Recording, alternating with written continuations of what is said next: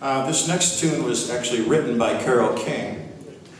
Carole played on James, Sweet Baby James' album, and he played on the great Tapestry record, so they were playing on each other's songs, and she heard the song Fire and Rain.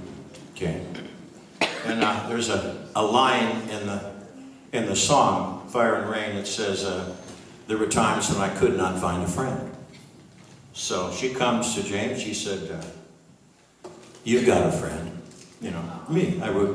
She wrote this song specifically for James based on, you know, based on hearing the Fire and Rain tune. And it turned out to be one of James' biggest hits. As it turned out, most of the songs that were his really huge hits, he didn't write. But that doesn't mean there aren't incredible nuggets, you know, within his catalog, and I'm going to cover a bunch of those tonight, and a lot of the hits. We are an incredibly great crowd. I know I said it a couple times before, but I meant it. This is such an honor to play music for people that are sitting, listening, and enjoying it. Doesn't always happen in my field, you know. You get thrown in a bar with pinball machines and TVs and a bunch of other agendas going on. It's not quite like this all the time, believe me. Anyway, this next song is called The Only One. He's been married 3 times, by the way. He spent a year with Joni, but they didn't get married. And then there was Carly Simon, who she had a long relationship with. And she said in her memoir, Boys in the Trees, that she saw, I don't know if you people remember, anybody remembers this, but there was a caricature of James Taylor on the cover of Time magazine right around 1970, when he was kind of ushering in the singer-songwriter kind of movement, if you want to call it that.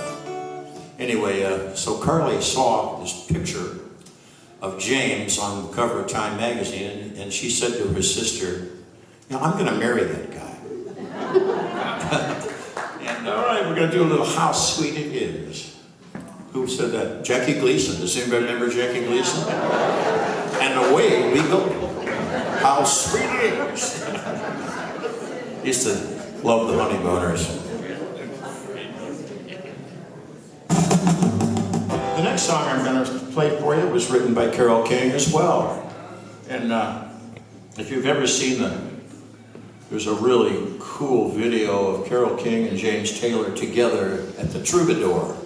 They went out and toured together. And they've always been friends and played on each other's records and stuff. And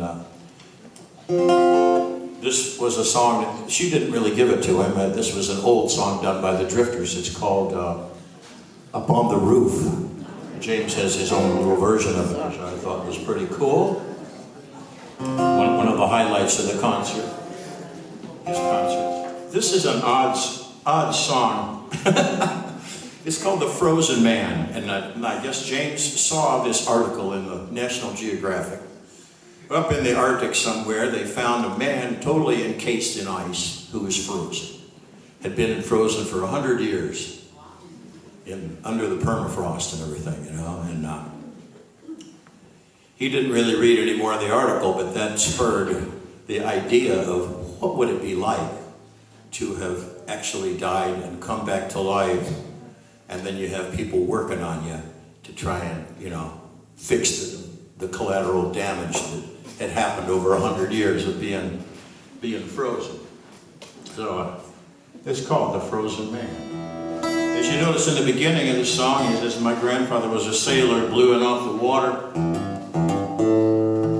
Granddad's stories about the storms out on Lake Erie, where vessels and cargoes and fortunes and sailors' lives were lost. Well, there's family history with some of his lyrics. His ancestors were Scottish seafaring people, taking boats and, you know, traders and stuff, and so he did hear all these stories. And I would imagine living out in New England, being in the Atlantic Ocean, you know, there's a lot of that history hanging around there too. This next song is called Lighthouse.